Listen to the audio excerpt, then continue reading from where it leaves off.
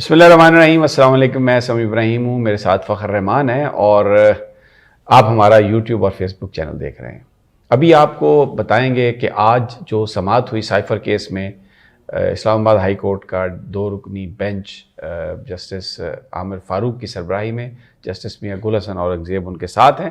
آج اس کی سماعت ہوئی. بڑی تعداد میں پی ٹی آئی کے اراکین اسمبلی بھی موجود تھے وہاں پر. سماعت کل کے لیے ملتوی کر دی گئی. فخر رحمان صاحب کمرہ عدالت کے اندر تھے اور ان سے پورا پوچھیں گے کہ کیا ہوا, لیکن جو انفارمیشن میرے پاس ہے وہ میں آپ کو شیئر کر دیتا ہوں کہ پی ٹی آئی کے جو وکلاء تھے یعنی عمران خان صاحب کے سلمان صفدر اور سکندر ذوالقرنین سلیم یہ روسٹرم پر موجود تھے, اور ایف آئی اے کے جو اسپیشل پروسیکیوٹر ہیں حامد علی شاہ صاحب وہ عدالت کے سامنے تھے. بڑی تعداد میں پی ٹی آئی کے جو اراکین اسمبلی ہیں وہ موجود تھے. آج اپیل بھی کی گئی تھی. کہا گیا تھا کہ یہ کوئی احتجاج نہیں ہے, لیکن سارے کے سارے لوگ وہاں پر آئیں اور سماعت کو اس کا مشاہدہ کریں. اچھا, اب آج عامر فاروق صاحب نے یہ کہا کہ اپیل کے قابل سماعت ہونے اور اپیل کے میرٹس پر ہم اکٹھا فیصلہ کریں گے, جس پر ایف آئی اے پروسیکیوٹر حامد علی شاہ صاحب نے کہا کہ ہم تو جناب آپ کے فیصلے کا انتظار کر رہے تھے, لیکن بہرحال اب وہ اکٹھا ہی فیصلہ ہوگا. تو سلمان صفدر نے بیرسٹر سلمان صفدر نے سزا کے خلاف جو اپیل میں ان کے جو دلائل ہیں وہ انہوں نے شروع کیے. اور فخر صاحب بتائیے پھر آج کیا ہوا آگے. اچھا دیکھیں, یہ جو ٹرائل ہے اس میں جو اپیلیں آج سماعت کے لیے تھی, اس میں جیسے آپ نے بتایا کہ بہت سارے M N As P T I کے اور وکلاء برادری جو تھی وہ بڑی تعداد میں موجود تھی. کوئی 2 بجے سے تھوڑا سا ہی آگے ہوگا جب سماعت شروع ہوئی. دونوں ججز صاحبان جو تھے وہ آگے تھے. چیف جسٹس فاروق صاحب جو تھے ان کے سامنے سلمان صفدر پیش ہوئے اور انہوں نے کیس کی جو ہسٹری تھی وہ بتانا شروع کی. اس میں انہوں نے بنیادی طور پر بتایا کہ اس کیس کو اگر آپ 3 پارٹس میں ڈیوائڈ کر دیں تو پہلے مرحلے میں کیا ہوا, دوسرے میں کیا ہوا, تیسرے میں کیا ہوا. تو جو جج صاحب نے پوائنٹس نوٹ کیے وہ چارج شیٹ کے حوالے سے, کہ انہوں نے کہا کہ جی ان کے آپ کے کلائنٹ پہ الزام ہے کہ انہوں نے حقائق کو ٹوسٹ کیا, ذاتی مقاصد کے لیے استعمال کیا اور سائفر سیکیورٹی سسٹم کو بریچ کیا. اور انہوں نے اپنے پرنسپل سیکریٹری اعظم خان کو ہدایات جاری کی. تو یہ وہ ساری چیزیں بتائے تھے. ہدایات یہ جاری کی کہ جو میٹنگ نوٹس ہیں نا اس کو ٹوسٹ کریں, یہ الزام ہے. جی دس از واٹ واز ریپیٹڈ. اچھا, اب یہ ساری چیزیں تو وہاں پہ نوٹ ہو گئی اور اوبویسلی اس کی تفصیلات جو تھی وہ انہوں نے دلائل میں دینی تھی. یہ بھی انہوں نے کہا کہ یہ بھی الزام ہے کہ غیر قانونی طور پر سائفر جو ہے اس کو اپنے پاس رکھا, اس کا جو سیکورٹی سسٹم ہے اس کو کمپرومائز کیا اور سائفر کے متن کو پبلک کرنے کا کہا. یہ الزام ہے. اچھا, جو حلف ہے وزیر اعظم کا وہ یہ کہتا ہے کہ اگر کوئی ایسی چیز وزیر اعظم کو معلوم ہوئی جو ملکی مفاد میں ہے کہ پاکستان کے عوام کو بتایا جائے تو وہ اس حلف کے تحت پابند ہے کہ اس انفارمیشن کو وہ عوام تک پہنچائے. اور یہ جو سائفر تھا اٹ واز اباؤٹ, یہ تو حکومت کو تبدیل کرنے کے بارے میں امریکہ کی جو دھمکی تھی ڈونلڈ لو نے جو بتایا تھا کہ اگر تحریک عدم اعتماد پاس نہیں ہوئی تو پاکستان کو پنش کی جائے گی. تو یہ چیز تو عمران خان صاحب بار بار کہہ چکے ہیں کہ یہ عوام کے انٹرسٹ میں تھی, پاکستان کے لوگوں کو معلوم ہونا چاہیے تھا کہ کس طرح ان کی حکومت کو ریموو کر رہے ہیں. تو یہ کیسے الزام, اس پہ کیا ہوا؟ یہ دیکھیں نا, یہ جو بات ہے یہ پوائنٹ سب سے امپورٹنٹ پوائنٹ ہے اس سائفر کیس کے اندر, کہ سابق وزیر اعظم عمران خان کے اوپر یہ جو الزامات لگائے گئے کہ انہوں نے سائفر کو اپنے سیاسی مقاصد کے لیے استعمال کیا. پھر جلسے میں جو تقریر تھی اس 27 مارچ کی, اس کا سارا کنٹینٹ جو تھا وہ سامنے عدالت کے پیش کیا گیا. اب جو سب سے امپورٹنٹ بات یہاں پر آئی وہ یہ تھی کہ اوپر والی عدالت نے یعنی ہائی کورٹ نے آرڈر جاری کیے کہ جی آپ 4 ہفتے میں اس کیس کو فیصلہ کریں. اور دوسرا سلمان صفدر نے کہا کہ جو جج تھے ابو الحسنات وہ ہی واز ان ہری, یعنی وہ جلدی تھی. ہاں, 25 انہوں نے کہا کہ پروسیکیوشن وٹنس تھے, وہ ود ان نو ٹائم جو ہے ان کا 1 ہفتے کے اندر جو ہے نا بھگتان 12 گھنٹے میں آپ کو بتاؤں. اور جو ایک موقع پر تو جو میڈیا تھا انڈیپینڈنٹ اس کو بھی نہیں جانے دیا گیا جیل میں. اور پھر وکیل جو تھے وہ خان صاحب کے نہیں پیش ہو رہے تھے تو انہوں نے اسٹیٹ پروسیکیوٹر جج صاحب نے لگا دیا، خود ہی اپوائنٹ کر دیا، اور وہ بندہ پروسیکیوٹر لگایا جو ایف آئی اے کی ٹیم میں تھا، اور انہوں نے جو سب سے امپورٹنٹ گواہ ہے اعظم خان، اس پر جرا کر کے کیس کو مکمل کر. جب وہ پہنچے عمران خان صاحب کے وکیل تو انہوں نے کہا جی وہ تو جرا بھی اعظم خان پر مکمل ہو چکی ہے، اور اسٹیٹ پروسیکیوٹر نے وہ کر دیا اور اسناد صاحب نے اس کو کر دیا. یعنی یہ بات جو ہے یہ بالکل یہ جائز بات ہے، اور میڈیا نے دیکھا اس کو کہ ابو الاسناد صاحب کو بہت جلدی تھی، اور انہوں نے بالکل 12 گھنٹے بھائی رات کو 10 بجے تک سماعت ہوتی رہی سائفر کیس کی. جی اسی کو کہتے ہیں نا، وہ کہتے ہیں جسٹس ہریڈ از جسٹس بریڈ، یعنی کہ اگر آپ انصاف دینے میں اتنی جلدی پھرتیاں دکھائیں گے تو پھر انصاف نہیں ہوتا. اور یہی بات جو تھی وہ عدالت کے سامنے سلمان صفدر جو تھے وہ ثابت کرنا چاہتے ہیں کہ انصاف کے تقاضے پورے نہیں کیے گئے. انہوں نے یہ بھی بتایا کہ یہ جو سیکریٹری داخلہ ہے نسیم کھوکھر صاحب، ان کی مدعیت میں یہ پرچہ درج کیا گیا، اور پھر جو ان کے سٹار وٹنس ہے اعظم خان صاحب، وہ اچانک لاپتہ ہو گئے، اور پھر اچانک وہ برآمد بھی ہو گئے، اور انہوں نے اسی دن مجسٹریٹ کو بیان بھی ریکارڈ کروا دیا. تو بالکل ایک واضح طور پر اس بات کے شواہد ہیں کہ اغوا کون کر کے لے گیا انہیں، کہاں وہ اتنا عرصہ غائب رہے. بڑے اہم سوال ہیں. جی یہ بڑے اہم سوالات ہیں، اور کیا یہ سارا کچھ انہوں نے انڈر پریشر دیا؟ کیونکہ جب وہ اغوا تھے، یہ پوائنٹ آج انہوں نے اٹھایا وکیل صاحب نے، کہ جب وہ ابڈکٹڈ تھے، لاپتہ تھے، اس کے بعد جب وہ آئے ہیں تو انہوں نے کوئی ضمانت نہیں لی، سیدھے ایف آئی اے کے پاس چلے گئے بیان دینے کے لیے. تو ان کو یہ یقین تھا کہ ایف آئی اے ان کو گرفتار نہیں کرے گی، کیونکہ جو بیان وہ جو دے رہے ہیں اس کی وجہ ہوگی یا کوئی اور وجہ. تو یہ بہت امپورٹنٹ نقطہ جج صاحب کے سامنے اٹھایا. جی بالکل، یہ بہت امپورٹنٹ نقطہ ہے. اور جیسے میں نے آپ کو یہ کہا کہ جو دوسرے جج صاحب تھے گل حسن اورنگزیب صاحب، وہ بڑے تحمل سے، بڑے توجہ کے ساتھ یہ جو سلمان صفدر صاحب کی طرف سے پوائنٹس سامنے لائے جا رہے تھے اس کو نوٹ کر رہے تھے. اور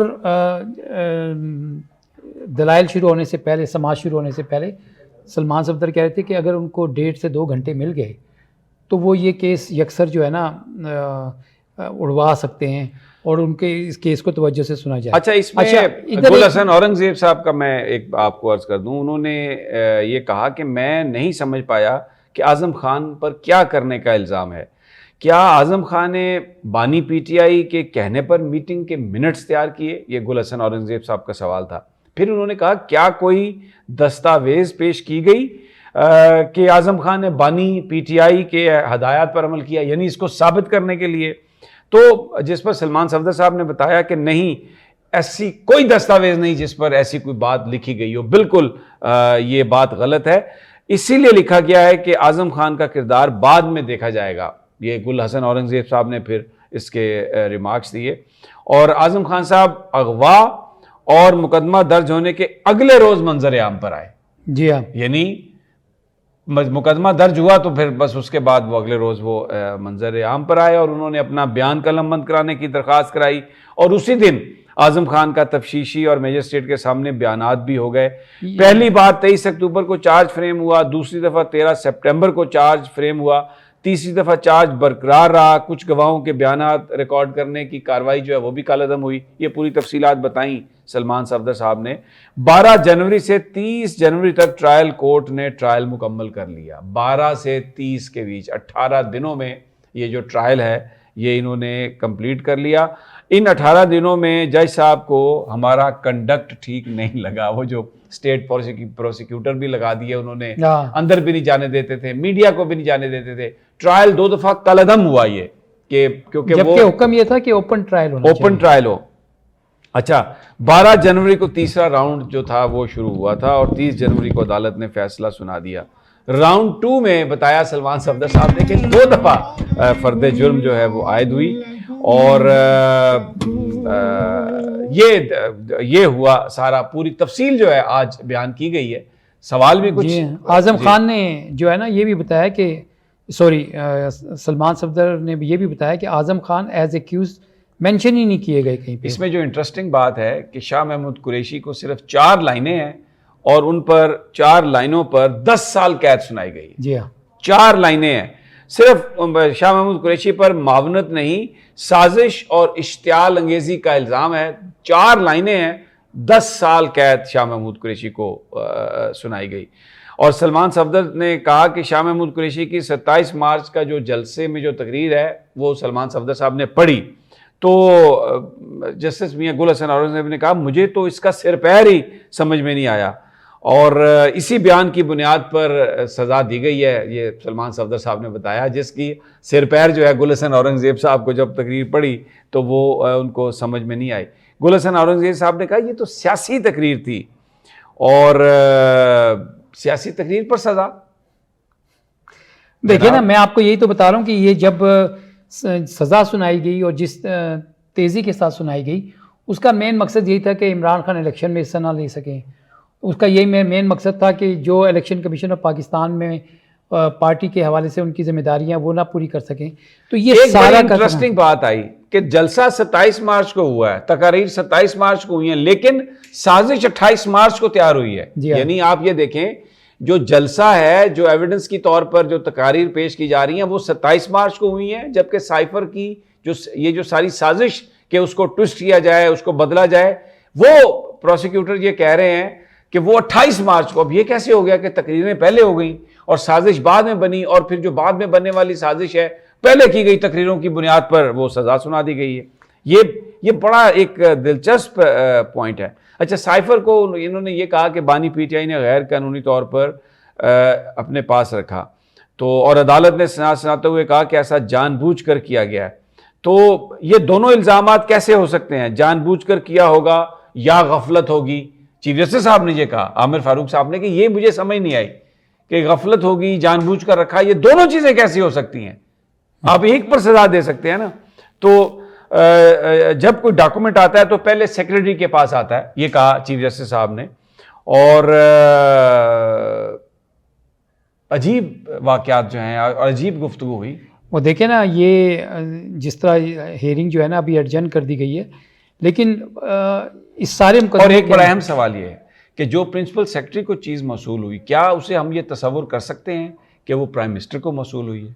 جو پرنسپل سیکرٹری نے ریسیو کی ہے, بڑا اہم پوائنٹ ہے جو یہ عدالت نے اٹھایا. کیا میرے سیکرٹری کے پاس کوئی چیز آتی ہے تو وہ میرے پاس آنا تصور ہوگی؟ اس کا مطلب ہے کہ سیکرٹری صاحب یا پرنسپل سیکرٹری صاحب کوئی 2 نمبری کر لیں تو کیا پھر آپ چیف جسٹس صاحب کو اور پرائم منسٹر صاحب کو سزا دیں گے؟ اچھا, یہ دیکھیں, یہ بڑی امپورٹنٹ باتیں ہیں. کرمنل اور خاص طور پہ یہ جو کیس ہے اس کے کنٹیکس میں, ادھر اس سارے معاملے کے اندر اگر آپ اس سارے کیس کو دیکھ لیں, اور جو کہ بالکل بے بنیاد, اچھا, پرائم منسٹر کے pass by virtue of oath, یعنی یہ نہیں ہے کہ پرائم منسٹر نے کوئی ہوا میں چیز کو جو ہے نا وہ کر دیا. انہوں نے جو اوتھ لیا ہوا ہے, اور وہ اوتھ جو ہے وہ انڈر دی کانسٹیٹیوشن ہے, اور اس اوتھ کے تحت اگر عوام کے لیے جو بھی بات مناسب وہ سمجھتے ہیں وہ اس کو ڈسکلوز کر سکتے ہیں. تو اب یہ تو کانسٹیٹیوشنل پروٹیکشن آ گئی ان کے پاس. دوسری پروٹیکشن ان کے پاس یہ ہے کہ جو سائفر ہے وہ اوریجنل جو ہے نا, وہ سائفر کرپٹو لینگویج میں دفتر خارجہ کی سیف میں محفوظ پڑا ہوا ہے. جو پرائم منسٹر کو چیز دی گئی وہ اس کا متن تھا, متن جو تھا وہ دیا گیا. اچھا, اس میں ایک اور بات بھی ہوئی. چیف جسٹس صاحب نے یہ کہا کہ بدقسمتی سے 1947 سے گورا قانون بنا گیا, لیکن اس نے یہ نہیں کہا تھا کہ اس میں تبدیلی نہیں ہو سکتی. اور ایک اور المیہ یہ ہے کہ ہم جس قانون کو ہم چھیڑتے ہیں وہ خراب کر دیتے ہیں. ہم گورے کا قانون کہہ کر اس پر تنقید تو کرتے ہیں مگر کبھی اسے بہتر کرنے کی کوشش نہیں کی.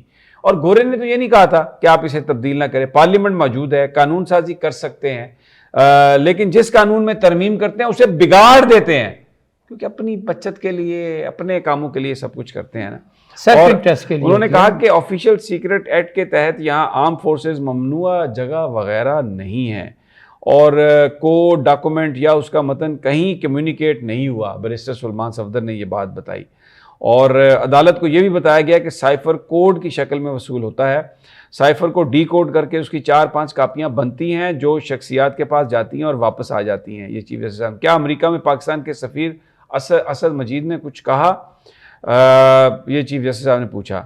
اور سیکرٹ ڈاکومنٹ کو سیل کر دیا جاتا ہے تاکہ وہ پبلک میں نہ آئے, یہ بھی چیف جسٹس نے کہا. ہم یہ پوچھنا چاہ رہے ہیں کہ کیا وہ کمیونیکیشن کیا تھی, یہ تو ہمیں بھی معلوم نہیں, جو سلمان صفدر صاحب نے کہا, کیونکہ ہم نے بھی وہ ڈاکومنٹ نہیں دیکھا. اور آرم فورسز ممنوعہ جگہوں اور غیر ملکی طاقتوں کا اس پورے کیس میں لنک مسنگ ہے. قانون کے مطابق غیر ملکی طاقت کا بتانا ضروری ہے, یہ جسٹس گل حسن اورنگزیب نے یہ کہا. تو اس سائفر میں کمیونیکیشن کیا ہے, گل حسن اورنگزیب صاحب نے پوچھا. واشنگٹن سے ایک شخص نے ایک چیز بھیجی, وہ کیا ہے؟ اس شخص نے یہ تو بتایا ہوگا نا کہ اگر یہ چیز بھارت کے ہاتھ لگ گئی تو سیکیورٹی سسٹم متاثر ہوگا.